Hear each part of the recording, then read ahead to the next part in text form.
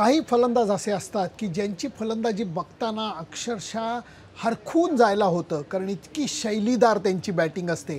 खास करून काही काही लेफ्ट हँडर फलंदाज असे होते.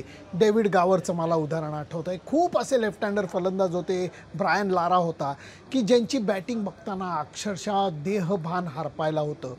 परंतु काही फलंदाज असे सुद्धा असतात की ज्यांच्या खेळण्यामध्ये ती लकब, ती नजाकत नसते, पण ते इफेक्टिव्ह असतात. आपल्याकडचा चेतेश्वर पुजारा, ज्याला पाहिजे तेवढा मान मिळालेला नाही असं माझं मत आहे. समोरच्या संघाच्या डोळ्यामध्ये चेतेश्वर पुजाराच्यासाठी असलेला त्रास, राग हे त्याच्यासाठी मिळालेली कॉम्प्लिमेंट होती. परंतु चेतेश्वर पुजाराची बॅटिंग देहभान हरपून बघत बसावी अशी नव्हती, हे त्यालासुद्धा कदाचित कबूल असेल.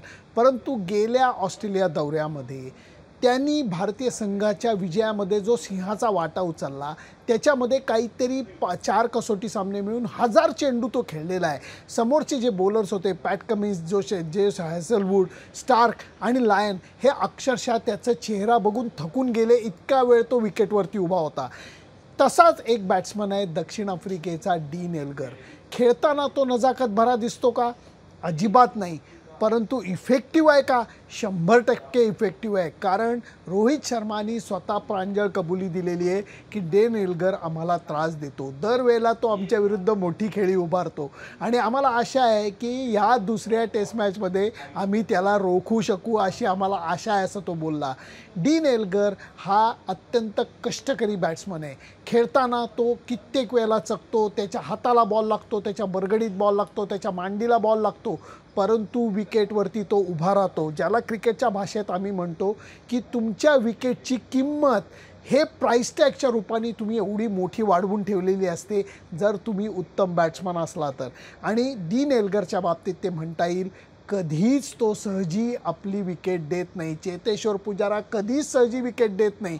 त्यामुळे ह्याच्यामध्ये मला मुद्दा असा मांडायचा आहे की काही गोष्टी दिसायला चांगल्या असतात आणि काही गोष्टी असायला चांगल्या असतात.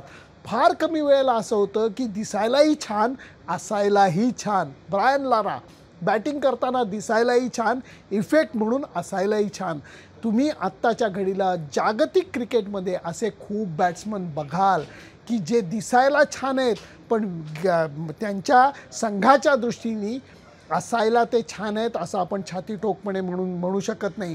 अजून एक विचित्र बॅट्समन आहे, तो म्हणजे स्टीव्ह स्मिथ. त्याची शैली ही अत्यंत विचित्र आहे. तो खेळताना छान दिसतो का? नाही, परंतु इफेक्ट अफलातून इफेक्ट आहे. मला या सगळ्या लोकांच्याबद्दल अत्यंत आदर आहे. डीन एल्गरबद्दलसुद्धा मला आदर आहे. डीन एल्गरला आज पत्रकार परिषदेमध्ये मी साधा प्रश्न विचारला की जेव्हा तू खेळत असतो दक्षिण आफ्रिकेतल्या विकेट्सवरती, की ज्या वेळेला सेंचुरियनचं विकेट असतं, जेव्हा जोहान्सबर्गचं विकेट असतं किंवा केपटाऊनचं विकेट असतं, जे फास्ट बॉलिंगला मदत करत असतं, तिथे तुम्ही कित्येक बॉल चकता, कित्येक बॉल खेळताना तुम्हाला त्रास होतो. परंतु अशा वेळेला तुम्ही स्वतःची समजूत कशी काढता? कारण एवढे तुम्ही मोठे बॅट्समन असूनसुद्धा तुम्ही बीट होत असता, तेव्हा तुम्हाला काय वाटतं हे सांग. तेव्हा त्यांनी खूप छान मनापासून उत्तर दिलं. तेवढं फक्त आपण ऐकूया, मग तुम्हाला मी अजून एका मोठ्या प्लेअरची स्टोरी सांगतो. Happy New Year first. You too. I want to ask a specific question about batsmanship. When you are batting on pitches like Newlands or Super Sports Park, you tend to miss many balls as a batter. What you tell yourself when you have got such a phenomenal record in South Africa? What you tell as a batsman? Because in modern day cricket, hardly any batters are having that much of patience. There's nothing you can do about it if you miss it. If you play and miss the ball or one nips past your bat, what can you do about it? You just have to forget about the next ball. That's probably the most important ball that you can focus on is the next one coming your way. Yeah, it happens on wickets in South Africa that are a little bit more spicy, more known to any other place around the world. You really just got to back your game plan, and if you manage to nick it by hook or by crook, it is what it is. It's part of the game, but also missing the ball is also very much part of the game. You have to shrug it off and obviously trust that you've done all the hard work in preparation leading up to this. Yeah, you just got to have a little bit of a thicker skin maybe, and just focus on the ball coming your way next time around, because it does happen in these conditions over here in South Africa. And I think that's also works hand in hand with what batsmanship is about in Test cricket in general. You're going to have the odd one that goes past the bat. That's just part of the game. I don't think there's a batter out there that won't play and miss. I think every single person that's played this game and is playing this game currently will miss the ball, no doubt. You just got to be hard on yourself and focus on the next ball and kind of what put the things behind you as quick as possible. ऐकलं dean Elgar काय म्हणाला की तो म्हणतो की तुम्ही थोडंसं गेंड्याच्या कातडीचं व्हायला लागतं जर तुम्हाला या विकेटवरती खेळायचं असलं तर. मला 2011 सालची केपटाऊनची कसोटी आठवते की ज्यावेळेला डेल स्टेन भन्नाट बॉलिंग करत होता. मी तुम्हाला परवा सांगितलं. आणि त्या भन्नाट बॉलिंग करत असताना भारतीय संघाचे काही बॅट्समन त्यांनी अगदी लिलय आऊट काढलेले होते. विकेटवरती खंबीरपणे उभा होता तो एकमेव, आणि तो म्हणजे सचिन तेंडुलकर. सचिन तेंडुलकर सुद्धा कित्येक वेळेला चकत होता, खेळत होता, चकत होता, खेळत होता, चकत होता. एकदा ड्रिंक्सला असं झालं की त्याने अक्षरशः अशा तोंडावरती हात घेतले आणि तो म्हणला, अरे काय चाललंय काय, किती वेळेला तू बीट होतोयस, काय बॅटिंग करतोयस तू.